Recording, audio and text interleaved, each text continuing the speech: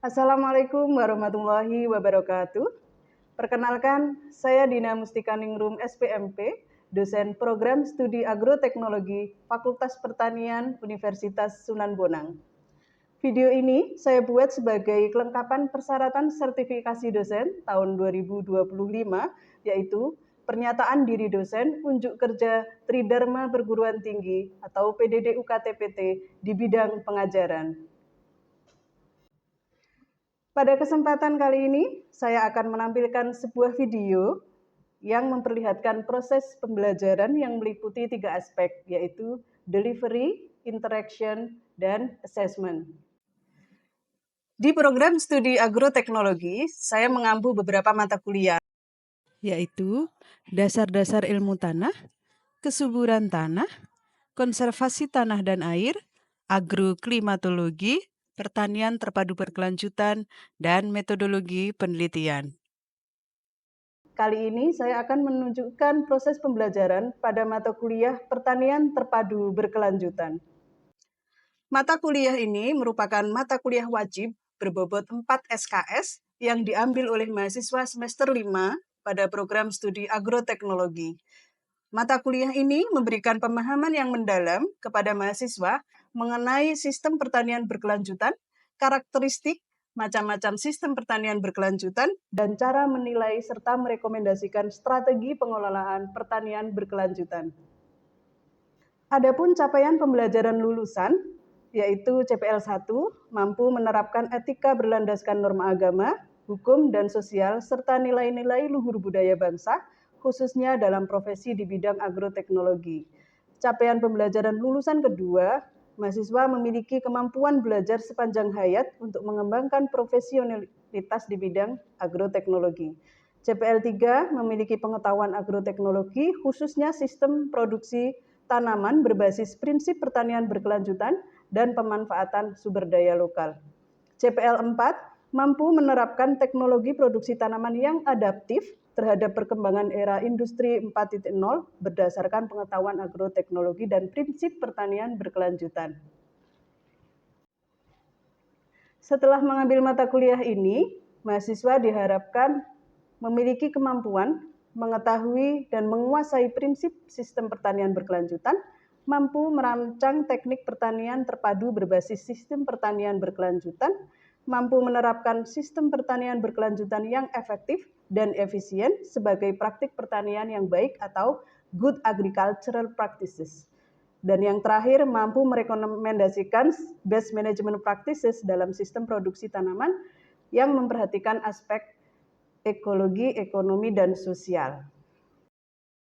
Selama mengambil mata kuliah tentang pertanian terpadu berkelanjutan, mahasiswa akan mendapatkan materi terkait dengan dasar-dasar pengertian pertanian berkelanjutan, dampak dari intensifikasi pertanian terhadap kualitas lingkungan, pertanian cerdas iklim sebagai bagian dari sistem pertanian berkelanjutan, produksi pertanian di Indonesia dan kebutuhan pangan dan energi, karakteristik, struktur, dan faktor-faktor yang mempengaruhi landscape, telaah dari konsep integrated crop management, konsep budidaya ramah lingkungan, pengelolaan landscape untuk mempertahankan jasa lingkungan, agroforestry dan interaksi antar agroekosistem, contoh pertanian berkelanjutan aspek integrated pest management, sistem pertanian terpadu, kebijakan pertanian berkelanjutan. Kegiatan pembelajaran pada mata kuliah ini berupa perkuliahan tatap muka, tugas-tugas mandiri, seperti review jurnal, ada praktikum lapang juga yang berbasis problem-based learning. Dalam pembelajaran ini, seluruh tugas dan praktikum serta field trip dilakukan berbasis problem-based learning yang relevan dengan kondisi landscape di Kabupaten Tuban. Di akhir mata kuliah, biasanya saya akan melakukan assessment untuk pembelajaran dengan sistem penilaian presentasi, diskusi, dan keaktifan 20%, aktivitas partisipatif berbasis case method 35%, tugas dan kuis 15% dari total penilaian, UTS 15% dan UAS juga 15%.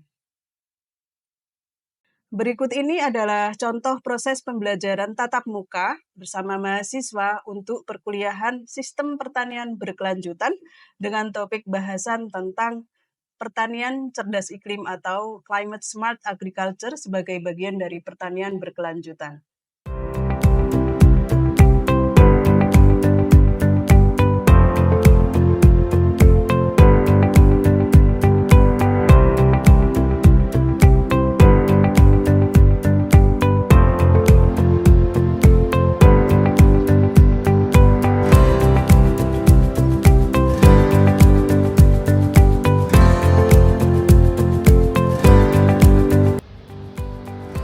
Assalamualaikum warahmatullahi wabarakatuh. Gimana teman-teman hari ini, sehat? Alhamdulillah. Kita ketemu lagi ya di kuliah pertanian terpadu berkelanjutan. Hari ini saya akan menyampaikan materi terkait dengan pertanian cerdas iklim atau kalau bahasa kerennya Climate Smart Agriculture. Minggu kemarin kita sudah belajar ya terkait dengan pertanian terpadu berkelanjutan ini, bahwa ketika kita berbicara terkait dengan pertanian terpadu berkelanjutan, maka skup atau ruang lingkupnya adalah berbasis DAS atau landscape. Jadi luas, tidak bisa berbicara plot. Mulai dari hulu hilir, mulai dari produksi sampai pemasaran dan lain sebagainya. Coba kita lihat sekarang, agak sedikit brainstorming lagi ya teman-teman ya, bahwa kita mengalami tantangan degradasi lahan, tidak hanya di Indonesia tapi juga secara global di dunia internasional. Kita tahu ada beberapa penelitian yang menyebutkan bahwa pada tahun 2050 itu kebutuhan akan pangan akan meningkat sedemikian signifikan. Diprediksi jagung akan meningkat kebutuhannya sampai 67%, padi atau beras sampai 42%, gandum 38%, dan kacang-kacangan ya itu mencapai 55%. Kita juga akan mengalami peningkatan kebutuhan air ya, water demand. Sedangkan kita saat ini mengalami yang namanya perubahan iklim. Kita mengalami yang namanya kenaikan suhu di darat. Kemudian muka air laut juga kita mengalami kenaikan, sehingga teman-teman jangan heran kalau ada kabar bahwa atau berita bahwa terjadi banjir rob di Semarang, di Tuban juga demikian misalnya ya. Itu karena memang fenomena perubahan iklim ini sedemikian berat gitu ya, semakin berat sekarang. Nah, perubahan iklim ini teman-teman itu berdampak pada penurunan dan stagnasi produksi pertanian dan mengancam ketahanan pangan nasional.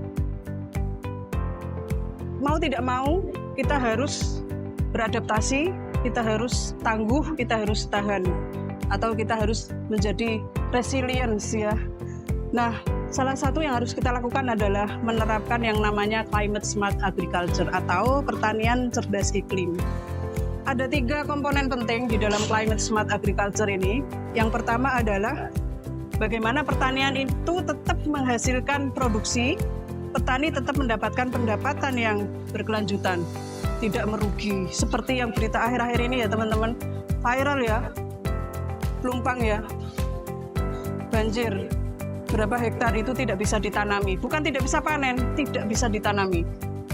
Ya, kemudian adaptasi, membangun ketahanan terhadap perubahan iklim, dan mengurangi emisi gas rumah kaca. Saya sering sharing terkait dengan ini karena memang saya sangat tertarik dengan isu terkait dengan perubahan iklim. Nah, tadi keywordnya adalah produktivitas pertanian yang tetap berlanjut, pendapatan yang tetap berkelanjutan, petani tidak rugi, masih tetap bisa tanam dengan kondisi yang sekarang misalnya terlalu basah. Kemudian menerapkan adaptasi, membangun ketangguhan, mengurangi dan menghilangkan emisi gas rumah kaca. Di dalam Climate Smart Agriculture ada 3 komponen penting yang harus dikelola teman-teman ya. Yang pertama adalah water management atau pengelolaan airnya. Yang kedua adalah soil management. Dan yang ketiga adalah crop management. Nah, di dalam climate smart agriculture atau kemudian menjadi istilah yang lebih dalam lagi, climate smart sustainable agriculture. Jadi pertanian berkelanjutan juga dia smart terhadap iklim, cerdas iklim, dia juga berlanjut. Outputnya apa kalau kita menerapkan itu? Yang pertama adalah produktivitas meningkat, ketahanan pangan, tangguh dan tahan terhadap tekanan untuk ketahanan pangan. Kemudian yang ketiga, bagaimana kesehatan dan kesuburan tanah itu masih tetap terjaga, dan lain-lain. Teman-teman nanti bisa baca sendiri ya. Materinya nanti akan saya share. Nah, untuk tanah sendiri, untuk manajemen di dalam tanah ya, soil management itu ada beberapa. Yang pertama adalah, yang perlu kita lakukan adalah mengakses dulu bagaimana status dari unsur hara tanah. Ini penting teman-teman, karena salah satu indikator dari kesehatan atau kesuburan tanah, bahkan itu bisa dikatakan sebagai salah satu kunci dalam ketahanan pangan, yaitu bahan organik. Nah, tetapi kita perlu pahami ya, bahwa antara water management dan soil management itu dua hal yang tidak bisa kita pisahkan ya, karena bagaimana melakukan adaptasi dan mitigasi perubahan iklim itu ujung-ujungnya adalah bagaimana kita bisa meningkatkan masuknya air ke dalam tanah. Ya, kita sudah belajar konservasi tanah dan air ya teman-teman ya. Nah, kemudian mengkontrol soil erosion. Nanti di mata kuliah kita konservasi tanah dan air akan kita diskusikan lagi, jangan bosan teman-teman. Kemudian memperbaiki struktur tanah, bahan organik, mengelola bahan organik tanah. Kenapa bahan organik tanah ini harus dikelola? Dalam kaitannya dengan perubahan iklim, dia adalah penyimpan karbon tanah.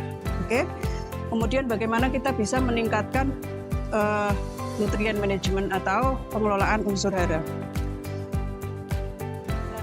Sampai di sini ada yang mau ditanyakan? Kalau tidak, kita diskusi aja ya. Teman-teman, tadi yang saya sampaikan ada kasus viral ya di Kecamatan Pelumpang. Ada berapa hektar lahan yang karena kondisi kemarau basah mereka gagal tanam. Sampai gerutuk DPR. Konon katanya Komisi 1 akan mengupayakan perbaikan atau penanggulangan banjir di sana. Nah, nanti kita akan berbagi kelompok menjadi dua, kelompok 1 dan kelompok 2. Nanti kelompok 1 silahkan berbagi, teman-teman harus ada cowok-ceweknya ya. Sebelum kita mulai diskusi, kita perhatikan dulu video berikut.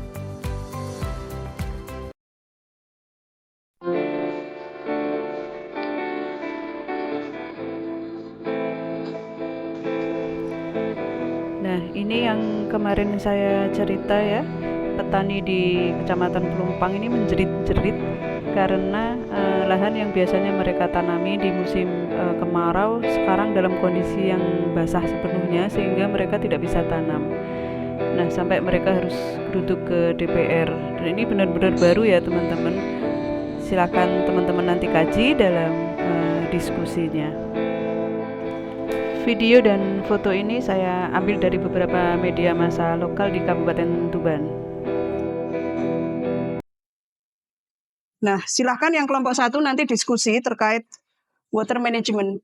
Apa sih yang terjadi dalam keadaan banjir seperti itu? Apa yang terjadi di daerah Pelumpang atau boleh sampai hulu hilir ya? Kemudian bagaimana sih cara penanggulangan berbasis konservasi tanah dan air? Kemudian yang kelompok 2 khusus di soil management. Bagaimana contoh pengelolaan yang baik supaya tidak terjadi banjir atau kondisi yang lebih buruk lagi. Siap ya diskusi ya? Silakan berbagi kelompok teman-teman, membentuk kursinya bunder ngono ya. Oke, silakan. Saya beri waktu 10 menit.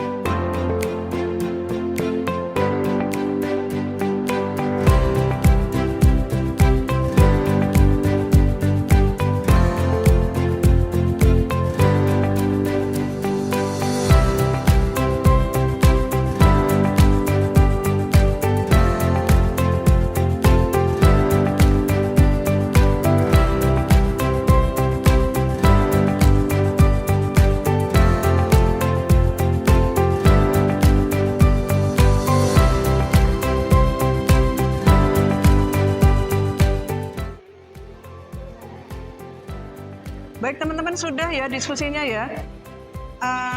Masing-masing kelompok siap presentasi? Siap. Mau kelompok 1 atau kelompok 2 dulu? Satu dulu. Siapa yang nanti yang mau presentasi? Teguh, oke Teguh. Oke. Dari kelompok 1 berkaitan dengan topik water management, kami dapat menyimpulkan problem terkait pengelolaan air di Kecamatan Bangel. Yang pertama, kurangnya resapan air di kawasan hulu dan kenal, sehingga menyebabkan air dari permukaan tinggi keluar ke daerah yang paling rendah. Yang kedua, terkait kapasitas saluran drainase yang rendah dapat menyebabkan limpahan air, sehingga air yang di saluran dan drainase itu meluap. Terus terkait penanggulangan konservasinya, yang pertama dapat membuat sumber resapan pada area permukiman. Yang kedua, meningkatkan kukupan lahan di kawasan hulu sehingga agroforestry tetap dilakukan oleh masyarakat sekitar. Untuk yang ketiga, penambahan resapan air. Jadi terkait pemeliharaan tanah pada awal musim tanam tidak dilakukan secara konvensional, tapi bisa dengan pengolahan tanah minimum. Terus yang terakhir, terkait pembuatan terasering untuk meningkatkan resapan air. Cukup, Dina. Saya Yani, perwakilan dari kelompok 2, izin menyampaikan hasil diskusi dari kelompok kami. Problem terkait pengolahan tanah Kecamatan Bangel, yaitu pengolahan tanah maksimum, tanah tanpa menyisakan sisa panen. Kedalaman tanah yang rendah karena berada di perbukitan kapur, bahan organik yang terlalu rendah, pertanian intensif, serta residu pupuk sintesis tinggi dan terbawa air limpasan permukaan. Cara penanggulangan sesuai kaidah konservasi yang dapat kelompok kami sampaikan yaitu pengolahan tanah pada saat awal musim tanam dilakukan dengan pengolahan tanah minimum atau menyisakan 30% sisa panen untuk diolah kembali. Pemupukan berimbang dan meningkatkan dosis pupuk organik. Menambah bahan organik dengan olah tanah minimum dan aplikasi pupuk hijau, serta pembuatan terasering yang dapat ditanami tanaman penguat teras. Terima kasih dari kelompok kami yang dapat kita sampaikan. Baik, terima kasih teman-teman atas presentasinya, menarik ya. Ada yang mau ditanyakan? Ya, Rizko. Tanya lagi dulu. Siapa sebetulnya aktor yang bertanggung jawab atas isu perubahan iklim yang menyebabkan kerugian di sektor pertanian itu? Ada pertanyaan lagi? Izin bertanya, Bu. Silakan Risma. Saya Risma dari kelompok 1. Kita tahu bahwa daerah hilir seperti Pelumpang mengalami gagal tanam. Ini sampai-sampai petani di sana membentuk DPRD Tuban. Nah, adakah langkah yang bisa dilakukan untuk mencegah masalah tersebut? Baik, jadi pertanyaannya Risma dan pertanyaan Isko itu sebetulnya saling terkait satu dengan yang lain. Kenapa? Saya jawab pertanyaan Risma dulu ya. Langkah-langkah yang bisa dilakukan itu apa? Oke, yang pertama adalah kita harus mendengar dulu apa yang menjadi keluh kesah petani. Coba kita yang merasakan bagaimana menjadi mereka yang sehari-hari tinggal di sana. Misalnya mereka, Bu, aku kok gak iso tandur, saiki bagaimana? Nah, kenapa toh Pak? Ya niku kudu ana gendulungan banyune sampai sakmono akeh, kali ini gak nampung. Misalnya seperti itu. Petani tidak bisa melakukan apa-apa. Maka apa yang bisa kita bantu? Kita kolaborasikan dengan pihak yang memang bisa membantu petani untuk menyelesaikan masalah itu. Dinas PU misalnya. Dinas PU itu budaya karena dia punya anggaran, teman-teman. Dia punya keahlian memang untuk menangani hal-hal terkait dengan infrastruktur. Ya. Nah, terkait dengan pertanyaan Isco, aktor siapa yang sebetulnya bertanggung jawab? Tidak ada yang paling kita tuduh sebagai aktor yang bertanggung jawab, tetapi ada beberapa lembaga atau instansi yang bisa sebetulnya membantu petani. Salah satunya tadi pertanyaan Risma, ada Dinas PU, Dinas Pertanian misalnya. Ayolah Dinas Pertanian, kenalkanlah varietas padi yang tahan terhadap genangan, yang nggak gampang roboh kalau kena banjir ya misalnya, atau kalau terlalu kering ya padi yang biasa ditanam di lahan kering misalnya seperti itu. Apakah kita juga tidak bisa menjadi aktor? Bisa. Kita punya pengabdian kepada masyarakat, boleh menyampaikan kepada petani bahwa Pak, Bu, sing sabar dhisik, saya bisa mendatangkan BMKG untuk membantu jenengan mendapatkan informasi cuaca dalam 3 bulan ke depan, misalnya seperti itu. Bisa. Begitu ya teman-teman ya? Iya. Oke. Nah, ada pertanyaan tambahan? Tidak ada? Kalau tidak ada, kita kuis dulu ya teman-teman ya. Kuisis disiapkan HP-nya.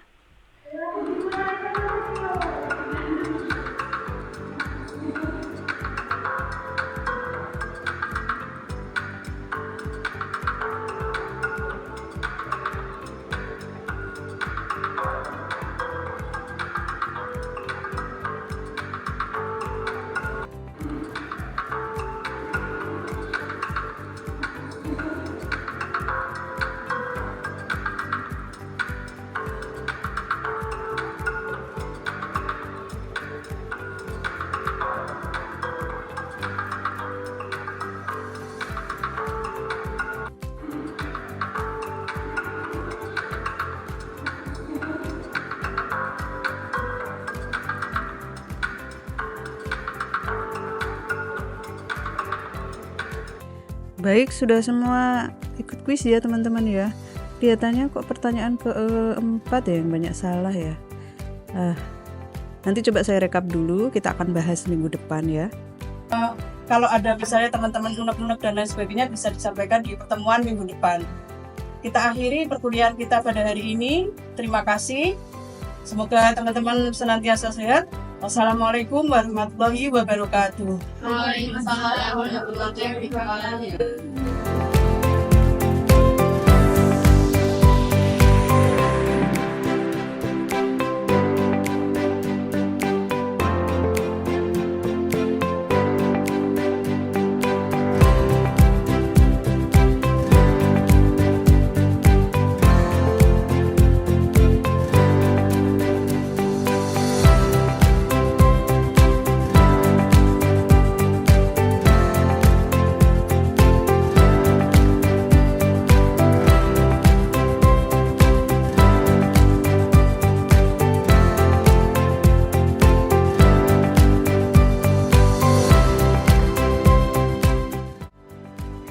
Demikian yang bisa saya sampaikan. Semoga video tadi membawa manfaat bagi kita semua.